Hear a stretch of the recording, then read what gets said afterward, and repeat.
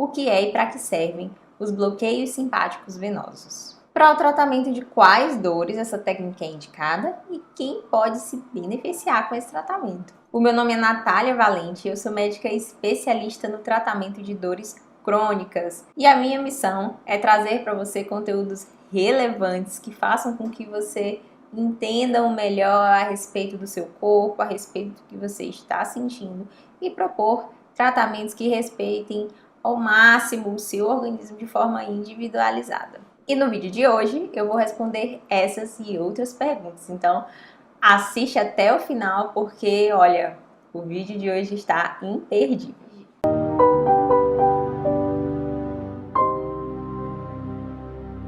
Antes de mais nada, o que faz essa técnica receber esse nome?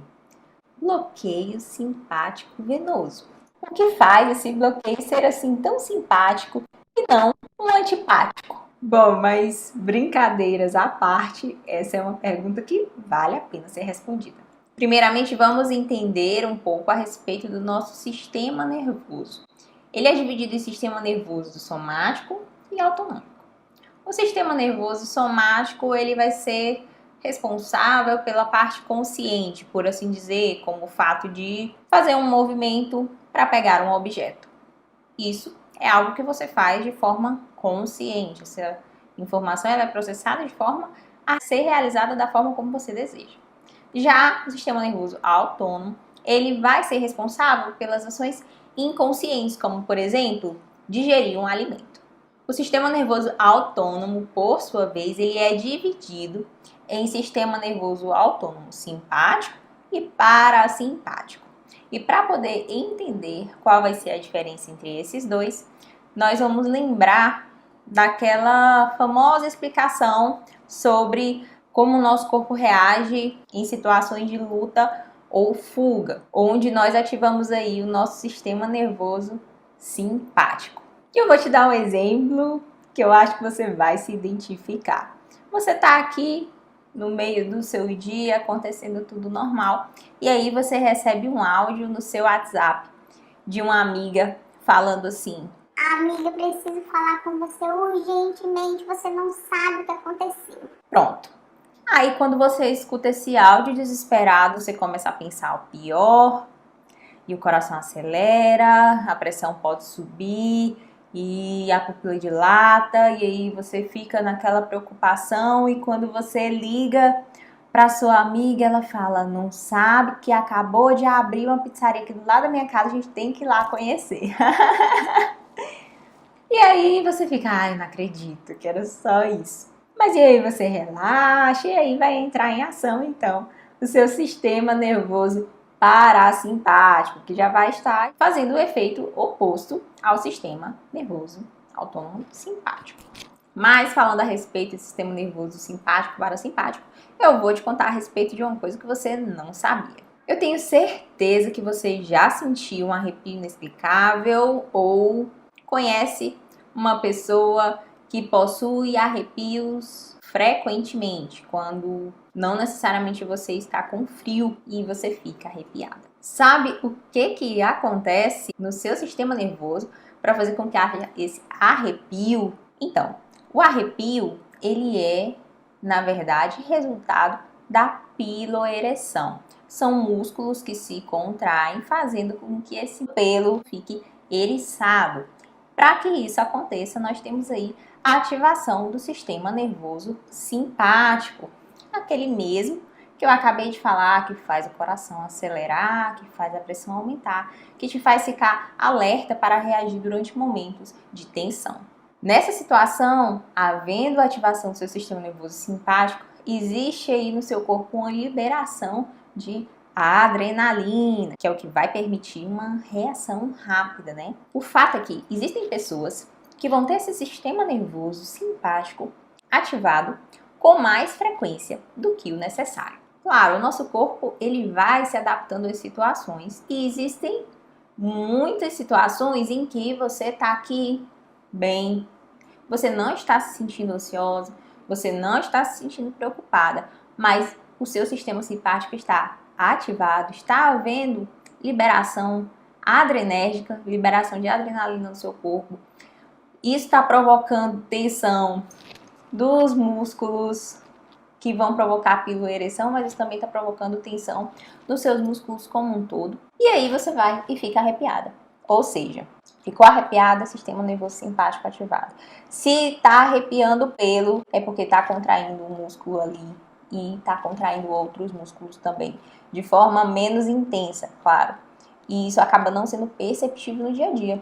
Mas, atenção, se o seu sistema nervoso simpático está ativado de forma disfuncional, ou seja, mais do que deveria, alguma coisa está errada. É preciso procurar formas de ativar o seu sistema nervoso parasimpático. Isso vai ajudar também no tratamento da sua dor.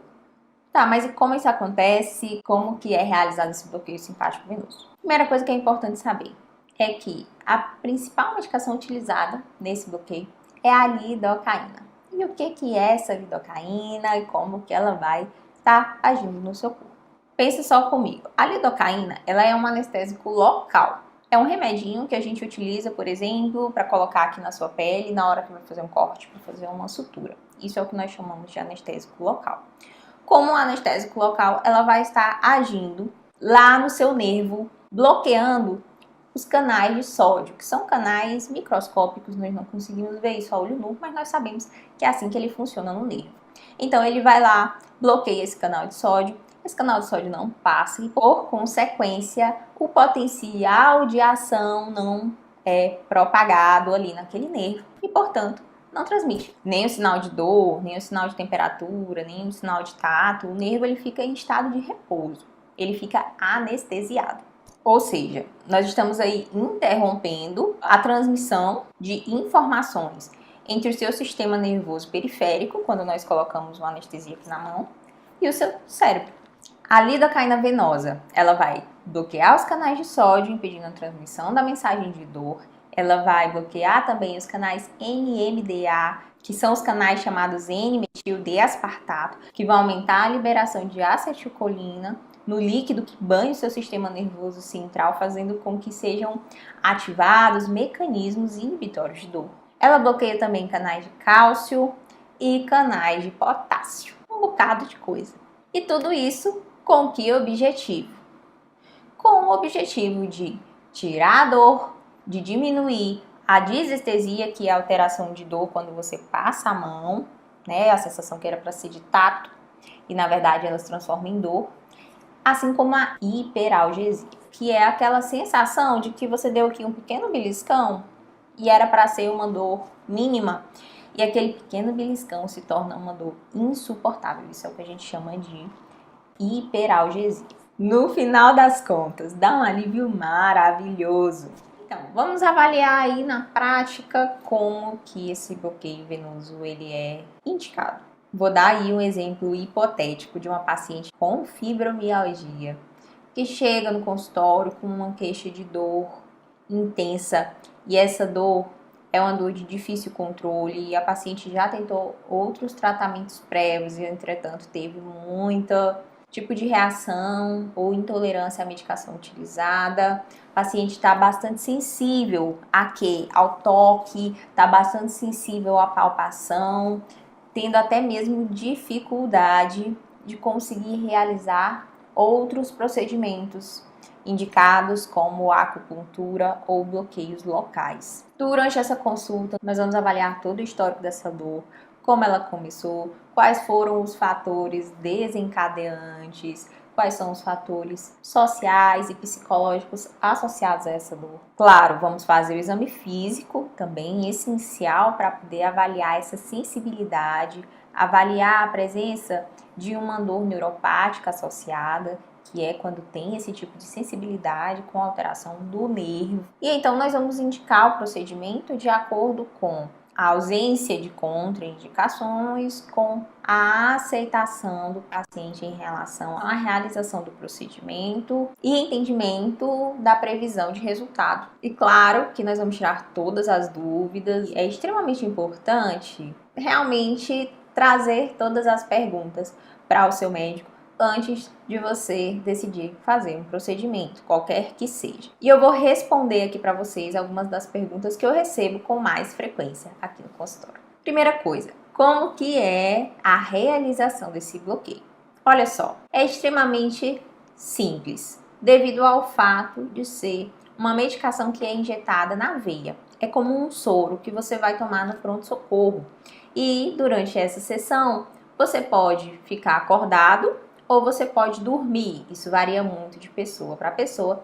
E das medicações que são associadas ali naquele procedimento, que às vezes pode sim dar um pouco mais de sonolência. Normalmente são realizadas sessões seriadas. O bloqueio venoso isolado, ele tem indicações bem restritas, devido ao seu efeito não ser tão prolongado. Ele não é curativo, ele é para trazer alívio e permitir, por exemplo, que você consiga prosseguir no seu tratamento, aguentando, por exemplo, realizar uma sessão de acupuntura. Depois que é realizado o procedimento, nós deixamos o paciente em observação por um tempo. Isso vai depender do tempo que a pessoa vai demorar para se restabelecer, se ela ficou muito sonolenta no procedimento ou não, e da medicação que foi utilizada, mas varia algo em torno aí de 30 minutos a 1 hora.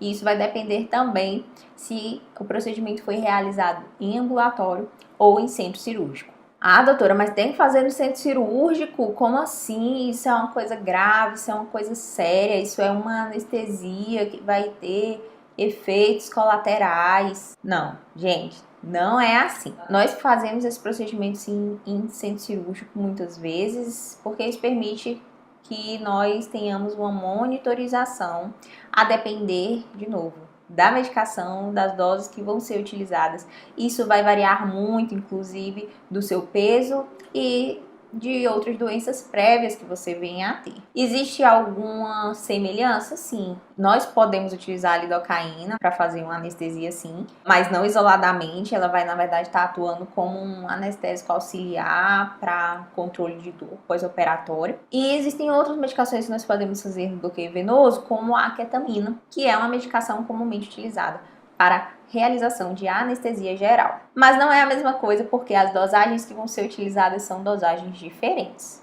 A dosagem para o controle da dor é diferente da dosagem para a anestesia. E isso vai permitir sim que você permaneça acordado, vai permitir que você permaneça com todo o movimento do seu corpo e com a sensação. Em nenhum momento você vai apagar abruptamente ou perder a sensibilidade de um membro ou o movimento. Diferentemente da lidocaína, a ketamina ela não é um anestésico local, mas ela também vai atuar bloqueando os canais NMDA, que eu já falei anteriormente. Além de ter um efeito antidepressivo incrível, que é um efeito muito desejado em muitos pacientes que têm dor crônica.